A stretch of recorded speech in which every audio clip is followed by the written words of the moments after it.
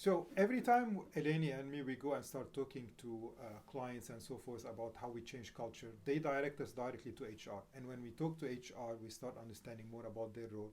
We find it very disturbing the more we talk to those organizations' HR.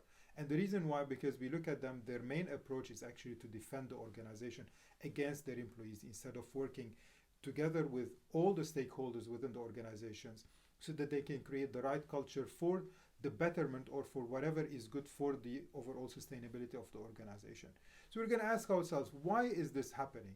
So Eleni, if we look a little bit about the role of HR that we see nowadays, is what really happened to them? Why are they moving more towards defending the organization, working with lawyers to become the spokespeople of the lawyers instead of really working to create the right culture for the organizations, knowing that if you look at all the master's programs or the teachings that goes within the HR itself is a lot psychology, culture, all of those topics that really focus on the people rather than on the organization. Yeah. What do you think happened throughout these years? Yeah, that's a good point, Shadi.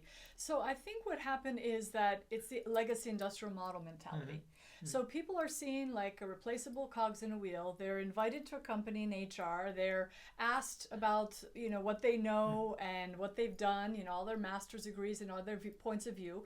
But then slowly they're put into positions where they are like looking at specific things. They're not looking at the whole culture of the organization. So compensation, contracts, lawyers, or avoiding lawsuits, what to do if there's a threat. So a lot of times, if there's a problem within, individuals in the company, the lawyers come talk to them and say, don't talk to this person anymore. Don't accept emails. And then what happens to HR? Like, what happens to their role? So I think it becomes like a hope to take care of the culture, but the legacy industrial model seeps in of take care of your little piece and ensure you're using those metrics to define your success, and we lose track of what actually is going on. And so in the end, there are a lot of people, HR ends up being a spokesperson for the lawyers and a defense. And even if most people don't, it's like, in my view, most people in HR do not want to do that. They are very stressed out and frustrated, and this creates a lot of the miscommunication then that happens between employees and HR. Because in a lot of companies, the employees say, never go to HR. That's sad. I mean, that's really sad. Why have a team if nobody can go and talk to them? So that's what I see happening. And I want to just put a nuance here. A lot of people have acknowledged this in companies, and so they change the title. Instead of CHRO, Chief Human Resources Officer, they say People Officer or Learning Officer or Culture Officer or Engagement Officer, but not necessarily changing the mindset.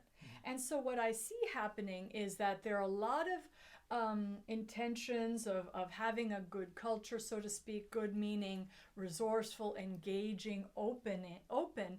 But what happens in the end, if it has to be good culture or a threat to the company of a lawsuit of a cost, it's always the chosen priority or outcome is the cost or the lawsuit.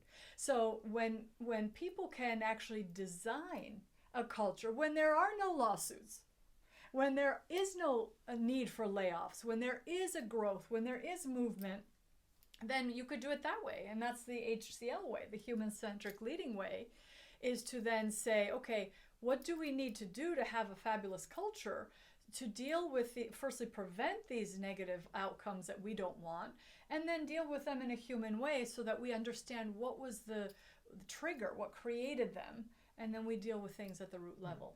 So we need to move away to go back to, we're bringing the HR to becoming not just having a seat at the board of or the C-suite level and become the defender of the organization. We need to really empower HR to really become the defender of everyone within the organization.